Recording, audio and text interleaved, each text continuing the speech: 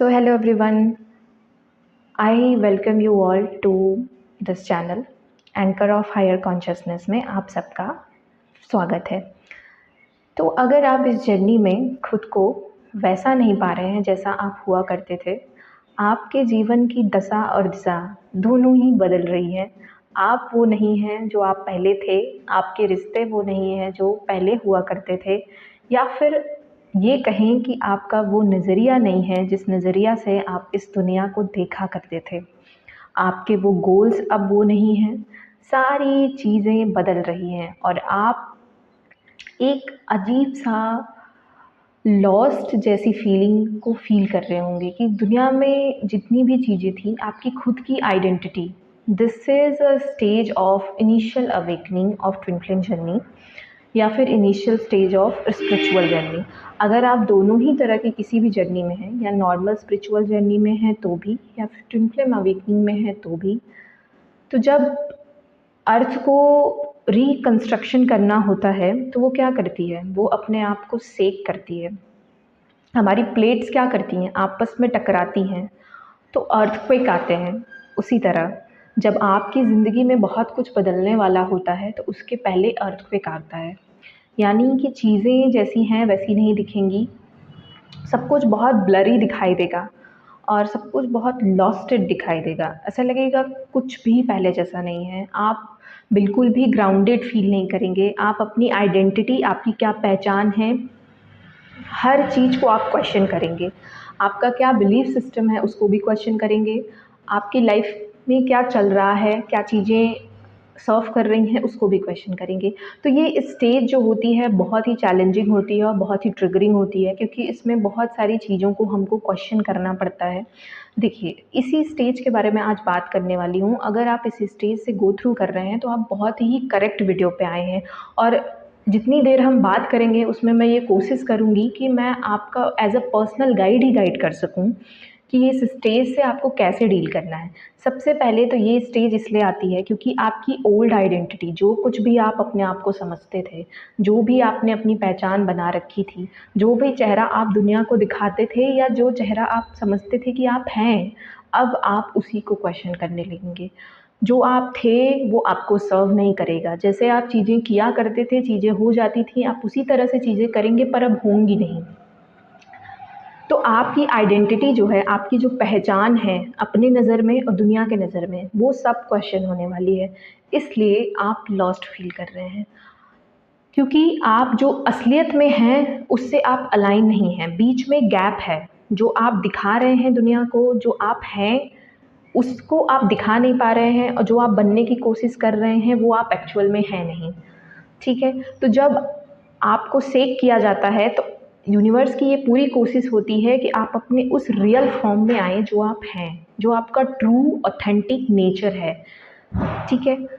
दूसरा होता है ईगो रेजिस्टेंस। अब आपकी ईगो क्या करती है, क्योंकि देखिए न्यूटन्स का लॉ है ना कि अगर कोई मोशन में है तो वो मोशन में बना रहना चाहता है, या फिर अगर कोई चीज़ रुकी हुई है तो वो रुक ही रहना चाहती है।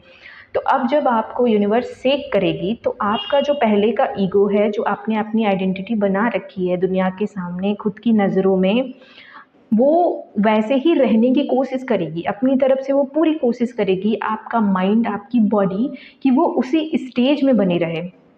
अगर आप पहले बहुत ज़्यादा प्रोक्रेस्टिनेट करते थे तो अभी भी जब आप इस स्टेज पे आएँगे और आपको सारी चीज़ें इस तरह से पुश करेंगी कि अब आप प्रोक्रेस्टिनेट नहीं कर सकते। लेकिन जो आपका ओल्डर सेल्फ है जिसमें कि आप प्रोक्रेस्टिनेट करते थे, वो फिर भी वही चीज़ें रिपीट करने की कोशिश करेगा। तो इसी को कहते हैं कि आपकी ईगो, आपका माइंड, आपकी सोल जो चाहती है उसको नहीं लेके आना चाहता है। इसलिए आपको क्या लगता है, डायरेक्शनलेस लगता है, क्योंकि जो आपकी अंदर की अंतर आत्मा चाहती है और जो आपका पहले का पुराना वर्ज़न है, उन दोनों में क्लैश हो रहा होता है। तो इसलिए आपको डायरेक्शनलेस फ़ील होता है, इसलिए आप लॉस्टेड फ़ील करते हैं। तीसरा है शैडो सर्फेसिंग। शैडो क्या होती है? हर किसी के अंदर लाइट है और डार्कनेस है, यानी यिंग है यांग है। हर किसी के अंदर फेमिनाइन एनर्जी है, मस्कुलाइन एनर्जी है। यहाँ जो भी आप 3D वर्ल्ड में देख रहे हैं इन सब में डुअलिटी है, दिन है रात है, दुख है खुशी है। तो आपके अंदर भी एक बहुत अच्छी शक्ति है जिसको हम लाइट कहते हैं, एक है शैडो साइड्स जिसमें आपकी बुराइयां छिपी हैं, और हर किसी के अंदर है दोस्तों, सिर्फ आपके अंदर नहीं है। लेकिन अब ये जो आपका फेज़ आ रहा है इसमें आपको अपने शैडो साइड्स पे काम करना है, अपने मोस्ट ऑथेंटिक प्यूरिफाइड वर्जन में आना है, जिसके लिए यूनिवर्स आपको पुश करेगा। तो आपके जो ओल्ड वुंड्स हैं, जिसके अगर आप किसी बहुत ज़्यादा एंगर आपके बहुत ही लाइफ टाइम में रहा है, आपके फैमिली में एंगर की प्रॉब्लम है या फिर आपको पर्सनली एंगर की प्रॉब्लम है, तो इस स्टेज में आपका एंगर बहुत बढ़ा हुआ आपको फील होगा। आपको फ़ियर बहुत ज़्यादा फील होगा अगर आपके अंदर फ़ियर भरा हुआ है तो। अगर आपके अंदर दुख, गिल्ट और ग्रीफ भरा हुआ है तो आपके सामने ऐसी ही चीज़ें लाई जाएंगी जिसके थ्रू आप ये सारी चीज़ें रिलीज़ हों, सरफेस पे आएँ, उन चीज़ों को आप फील करें, फिर परमात्मा की शक्ति के साथ आप उन चीज़ों को हील करें। तो आपकी शैडो सरफेस होगी। Until they are integrated it feel like chaos instead of clarity. जब तक सारी चीज़ें साफ नहीं हो जाती, जब तक आप रूम में सफाई करने जाते हो, आपका पूरा रूम सामान से भरा हुआ है, आप एक किनारे से सामान दूसरे किनारे शिफ्ट करना स्टार्ट करते हो, पूरा रूम क्या हो जाता है, डिसओरिएंटेड हो जाता है, एकदम पूरा केओटिक हो जाता है। कोई भी चीज़ वहाँ पे इतना इतना मेस्डअप हो जाता है कि वहाँ पे कोई भी चीज़ नहीं मिलेगी अगर आप खोजने जाओगे तो। फिर वापस उसका रीअरेंजमेंट होता है, जिसकी जहाँ जगह है आप उसको साफ़ सुथरा करके रखते हो, फिर आपको क्लैरिटी आती है और फिर अगर आप कुछ ढूंढोगे तो आपको मिलेगा। तो इस समय जो आपकी ये फेज़ है वो पर्सन टू पर्सन वेरी भी करती है। कुछ लोगों की 6 महीने की होती है, कुछ लोगों की 1 साल की होती है, कुछ लोगों की थोड़ा यूनिवर्स पॉज करके भी ये स्टेज लाते रहता है। तो शैडो सर्फेसिंग होती है। And waiting trap. अब वेटिंग ट्रैप क्या होता है, अगर जो लोग ट्विन फ्लेम जर्नी में हैं वो एक्सटर्नल यूनियन को, रिजल्ट्स को, वैलिडेशंस को don't don't show up quickly, validation को बहुत ज़्यादा चेज़ करने लगते हैं, जर्नी उनको स्टैग्नेंट फील होती है। बल्कि जर्नी अगर एक बार शुरू हो गई तो जर्नी काम पे चल रही है दोस्तों, उस पे काम हो रहा है।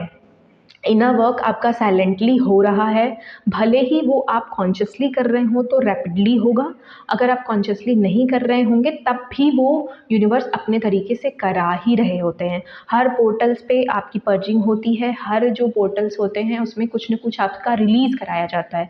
तो अगर आप खुद से कर रहे हो, कॉन्शियसली इनर वर्क कर रहे हो, खुद देख रहे हो, चीज़ों को समझ रहे हो कि मेरे अंदर क्या कमियाँ हैं, उन शैडो साइड्स पे काम कर रहे हो, तो आप क्या कर रहे हो, बहुत जल्दी अपनी यूनियन को फास्ट ट्रैक कर रहे हो।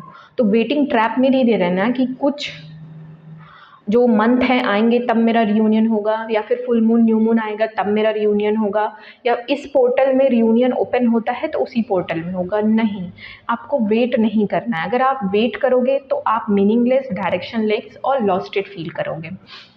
लैक ऑफ ग्राउंडिंग भी इसका एक रीज़न है, क्योंकि हम बहुत ज़्यादा सिंक्रोनिसिटी को और स्पिरिचुअल साइंस पे फोकस करने लगते हैं। लेकिन ये साइंस तब तक आपको दिखाए जाते हैं जब तक कि आप बच्चे होते हो, यानी अभी अभी अपनी जर्नी शुरू की हो। जब आपकी इंट्यूशन इतनी ज़्यादा स्ट्रॉन्ग हो जाती है, आपकी कॉन्शियसनेस उस लेवल पे डेवलप हो जाती है कि आपको सिंक्रोनिसिटी और ड्रीम आने से पहले ही आप चीज़ों को डिकोड कर लेते हो, तो ये चीज़ें धीरे धीरे कम हो जाती हैं और यूनिवर्स श्योर हो जाते हैं कि अब आप अपनी जर्नी को खुद ही अपनी कॉन्शियसनेस से लीड कर लोगे, अपनी इंट्यूशन से लीड कर लोगे। आप उनकी गाइडेंस को अंदर से समझ रहे हो, अब उनको सिंक्रोनिसिटी दिखाने की कोई ज़रूरत नहीं है। आप ध्यान दीजिएगा, अगर आप इस जर्नी पे बहुत लंबे टाइम से हैं तो जब भी आपकी स्टेज में कुछ नया फेज़ आता होगा या फिर जर्नी कुछ अलग ट्रैक पे जाने वाली होती है, अचानक से सिंक्रोनिसिटी बढ़ जाती है। 111 की सिंक्रोनिसिटी बहुत ज़्यादा होती है, क्योंकि अब एक नई फेज़ आने वाली है, अब नई तरीके से, नई सोच के साथ आप अप्रोच करने वाले हैं। दूसरा रीज़न जो मुझे लगता है, अब तक जितने रीज़न हमने डिस्कस किए 4 से 5, और जो छठा रीज़न में भी मैं कहूँ तो आपकी सोल ग्रोथ का प्रोसेस। जब भी हम सपोज़ मान लीजिए चंडीगढ़ से मुझे दिल्ली जाना है, तो मैं फ़्लाइट में बैठूँगी, तो फ़्लाइट के बीच में जब मैं रहूँगी तो मैं ना चंडीगढ़ में हूँ ना दिल्ली में हूँ, ना मुझे चंडीगढ़ दिखाई दे रहा है ना मुझे दिल्ली दिखाई दे रहा है। तो ये जो बीच का फ़ेज़ है वो बहुत ही केओटिक और लॉस्टेड लगता है, क्योंकि हमने जो पुराना वर्ज़न था अब हम वो भी नहीं हैं, और नया वर्ज़न जो हमारा है उसे भी हम इंटीग्रेट नहीं कर पा रहे हैं पूरी तरीके से। तो ये जो फॉर्मेशन होता है, ट्रांसफॉर्मेशन, ये होता है लीनियर नहीं होता है। आप कई जगह रुकोगे, आप कई जगह पॉज़ लोगे और कई जगह आप कुछ रियलाइज़ेशन बहुत डीप होंगे आपको, कई जगह आपकी एनर्जी नेक्स्ट ब्रेक थ्रू की तरफ लेके जाएगी आपको। तो ये सोल ग्रोथ का प्रोसेस थोड़ा ऐसा ही होता है। एंड लॉस्ट स्टेट नहीं है दोस्तों, ये आपकी सोल का रीअलाइनमेंट फेज़ है। तो इसे आज से आप लॉस्ट स्टेट जैसा फील नहीं करेंगे। कभी भी आपको लगे कि एक फ्रस्ट्रेशन हो रही है, इरिटेशन हो रही है, मैं कहाँ फँस गया, ये जर्नी ही फालतू है, स्पिरिचुअल जर्नी में सब बर्बाद हो जाता है, तो फिर से आप अपने सोल को ये याद दिलाइएगा कि ये लॉस्ट नहीं है, ये मेरा रीअलाइनमेंट है। तो सबसे पहले जो आपको करना है, ये काम करना है कि आपको जो हो रहा है उसको एक्सेप्ट करते जाना है। जो चीज़ें आपके रास्ते से जा रही हैं उनको जाने दीजिए। जो आपको लग रहा है कि क्या सही है अब मेरे लिए, जो अंदर से गाइडेंस आ रही है उसको एक्सेप्ट कीजिए और अंदर की सच्चाई को समझिए और अपने ट्रू वर्जन, ट्रू सेल्फ से अलाइन कीजिए। लेकिन मैं जानती हूँ कि ये कहना बहुत आसान है, पर सफ़र का एक हिस्सा ये बहुत मुश्किल होता है। पुरानी पहचान गिर रही है, नए रास्ते खुल रहे हैं, ये सुनाने का अंदर से जो मजबूत बन रहा होता है इंसान, तो आप क्या करेंगे, सिर्फ़ उस पुराने ज़ख्मों को हील करते जाएँगे और धीरे-धीरे आपका नया वर्ज़न अपने आप ही खड़ा हो जाएगा। Direct your energy into positive direction.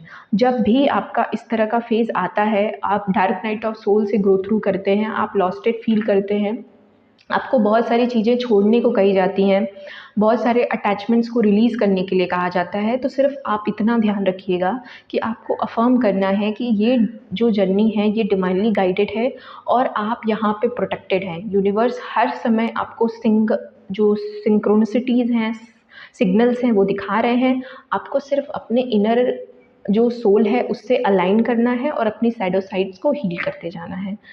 तो ये वीडियो बहुत ही शॉर्ट थी, सिर्फ़ इसलिए ताकि मैं, अगर आप लॉस्टेड फ़ील कर रहे हैं तो आपको एक रीडायरेक्शन मैं अपनी तरफ से दे सकूँ। Thank you so much. मिलते हैं नए वीडियो में नए टॉपिक के साथ।